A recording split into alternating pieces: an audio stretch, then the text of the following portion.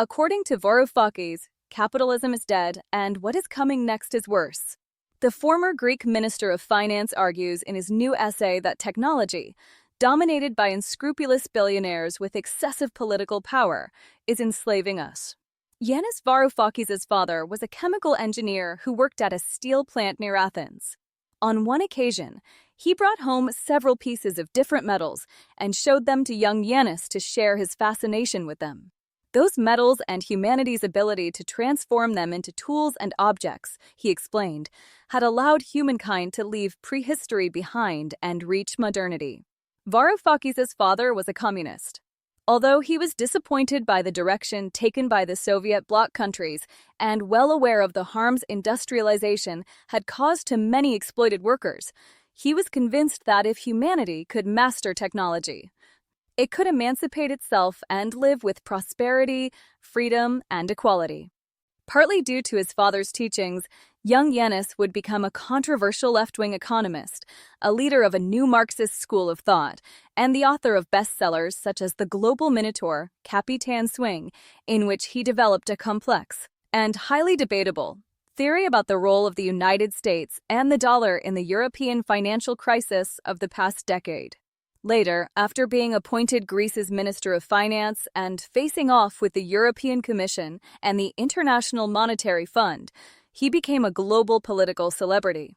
However, Varoufakis proved to be a far better intellectual and activist than politician, and after resigning after just 6 months, he returned full-time to writing and lecturing.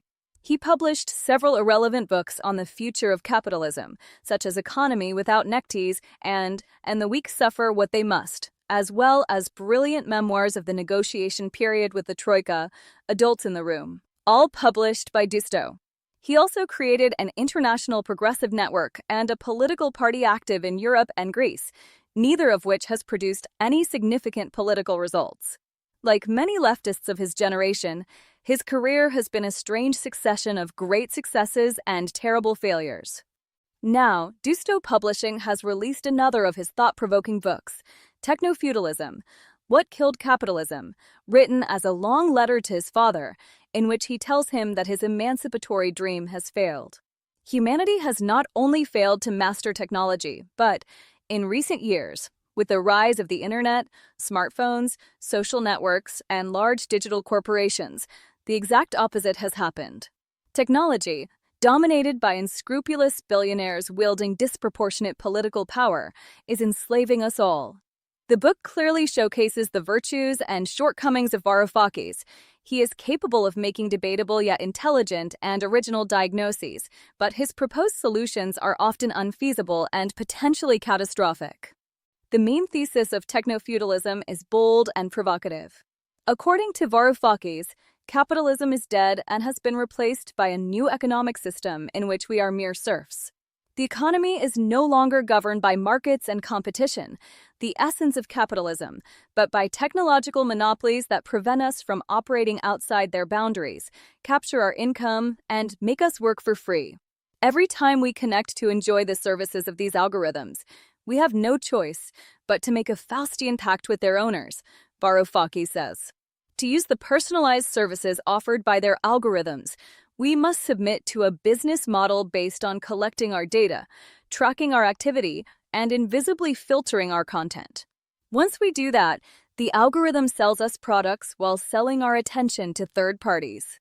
Thus, economic activity is no longer free, as it supposedly was under capitalism, and it has also shifted to the cloud, where new rules of production prevail. Cloud capital, he writes, can reproduce itself without wage labor. How? By forcing nearly all of humanity to contribute to its reproduction for free. We are all, then, serfs of the cloud, which, Varoufakis explains in some of the most challenging yet intriguing and debatable passages of the book, has benefited from the monetary policies implemented by central banks to pull the United States and Europe out of the financial crisis 15 years ago. What solutions does Varoufakis propose? A radical change in the nature of money, businesses, and labor relations, and the transformation of the cloud into a digital equivalent of a public square controlled by citizens. But for this, he says, an unprecedented coalition is needed, one that goes beyond the traditional leftist proletariat, factory workers, machinists, teachers, and nurses, and includes the proletarians of the cloud and the serfs of the cloud. That is, all the world's citizens.